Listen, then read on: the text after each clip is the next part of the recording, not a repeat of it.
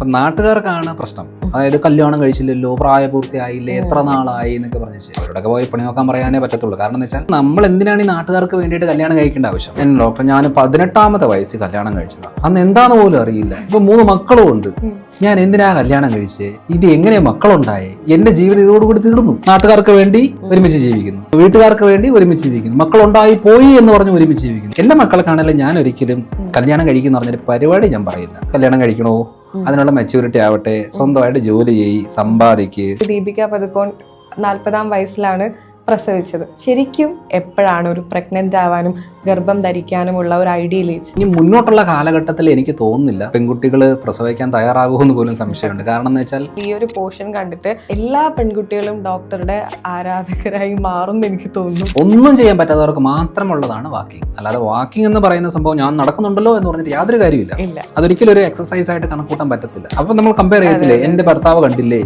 ഇത്രയും കഴിക്കുന്നു, ഞാൻ ഇത്രയേ കഴിക്കുന്നുള്ളൂ എന്ന് പറഞ്ഞാൽ ഹോർമോണൽ ഇംബാലൻസ് വന്നു കഴിഞ്ഞാൽ ഇത്രയും പോലും പ്രോസസ്സ് ചെയ്യാനുള്ള കപ്പാസിറ്റി അപ്പം നമ്മൾ ഉണ്ടാക്കിയിട്ട് മക്കൾ കൊടുക്കേണ്ട ഒരു ആവശ്യമില്ല. അവർക്ക് വേണമെങ്കിൽ ഉണ്ടാക്കുക, അവർക്ക് വേണ്ട കാര്യങ്ങളൊക്കെ ചെയ്തു കൊടുക്കും. സ്ട്രഗ്ലിംഗ് ഒക്കെ അറിഞ്ഞിരിക്കണം, എങ്ങനെയാണ് ഒറ്റയ്ക്ക് ജീവിക്കുന്നത് എങ്ങനെയാണെന്ന് അറിഞ്ഞിരിക്കണം.